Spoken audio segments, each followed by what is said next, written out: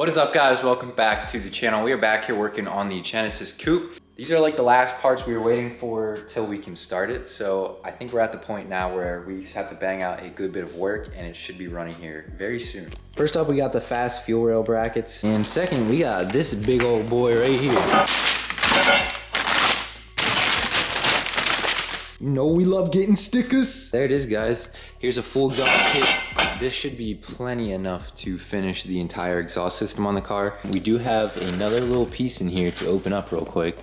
And we got our X pipe as well. This is like the main component. We are gonna get some mufflers for the car too at some point. I guarantee you it's gonna be pretty dang loud as is. The injectors in here are previously used and old. So we thought while we're in here, might as well just upgrade to the injectors this really should have. So we went ahead and ordered a set of LS2 injectors. Huge shout out to Fuel Injector Clinic for giving me the hookup on these injectors. I did give...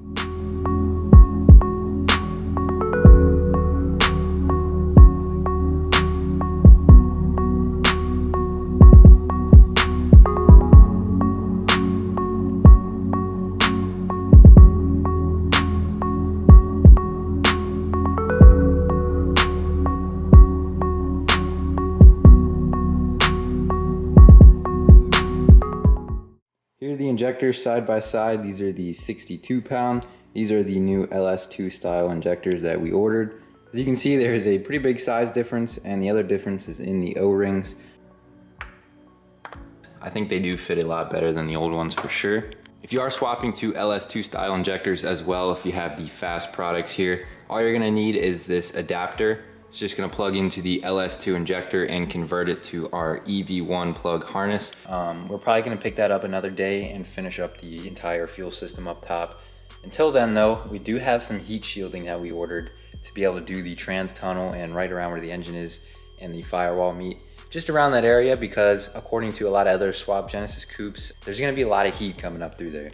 I went with this DEI, it's called Floor and Tunnel Shield 2. It's basically an adhesive heat shield. What we're gonna do is just heat shield everything we can possible, even put this around the fuel lines. We're gonna go all out and just try to keep everything under there nice and cool and not let it get hot. So yeah, we started adding heat shielding across the bottom of the car. So all we have to do now is these sides. We're gonna come back to this later and actually switch up and mock up the exhaust for now. Obviously I don't have a transmission, so that's kind of the reason why we're not, doing the full exhaust at this time. But we are just gonna do a short enough part, maybe to about right here on each side. That way we can start it and put the sensors in. I will say I'm kind of worried about the fuel system over here and the filter. We do have some heat shielding to go over that, and maybe we're gonna make like a little bracket. Who knows? Definitely gonna keep an eye on that though, because we do not want that leaking near the exhaust. It is gonna be kind of tight in here, but we are going to make it work for sure.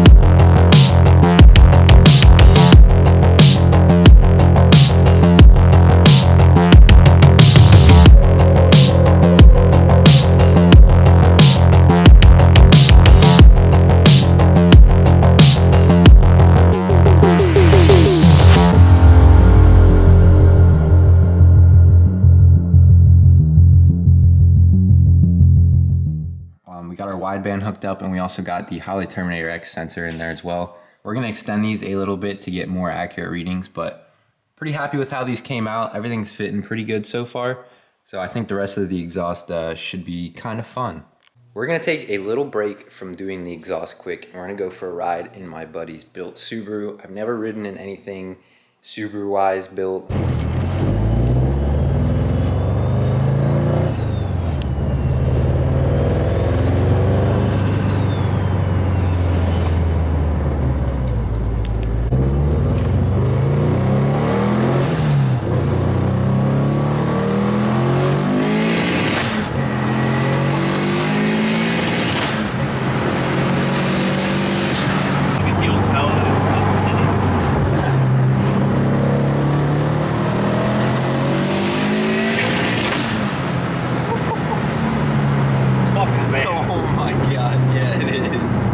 We just finished getting everything underneath the car ready, tucked some of the O2 sensors.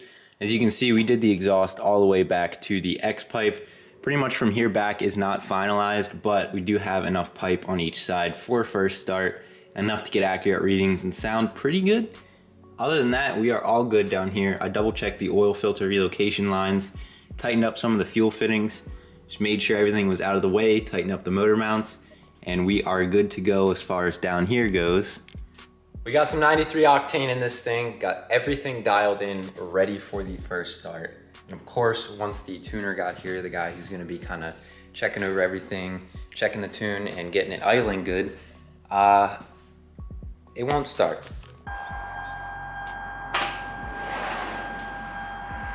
I just want to hear it. Give a little trunk update. We've added some more stickers. So I've been doing a lot of stuff off camera. So day 2, attempt 2 of getting this thing started up, it did not go well. Our biggest hiccup was the fuel pump. It was wired the other way. So the plug, the Hyundai plug, doesn't really match the Deutschwerks fuel pump plug.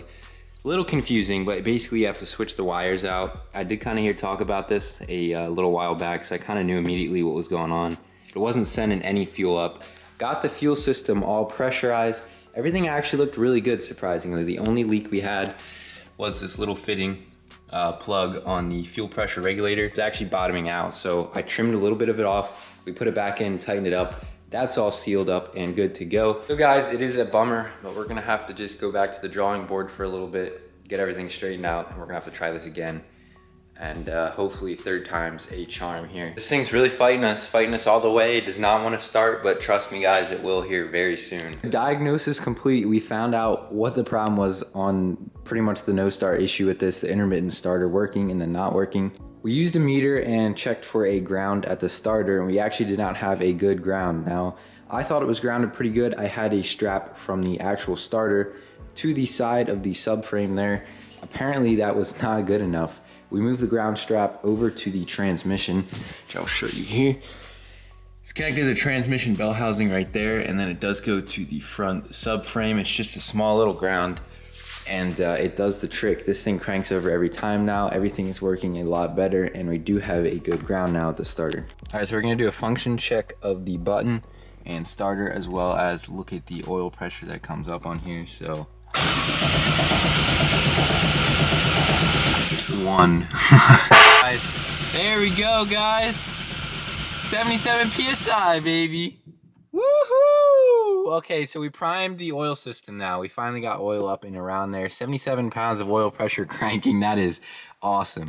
For first start now, we are ready to fire this thing up. If you guys are wondering why we don't do it right now, well, the guy who actually refreshed this motor for me is going to tune it and do all that stuff. So I want him here while we crank it over and get it running and stuff initially anyhow. So we're gonna have to wait till we can find time and meet up, but you're gonna see that in the next, second. I'm gonna have to wait.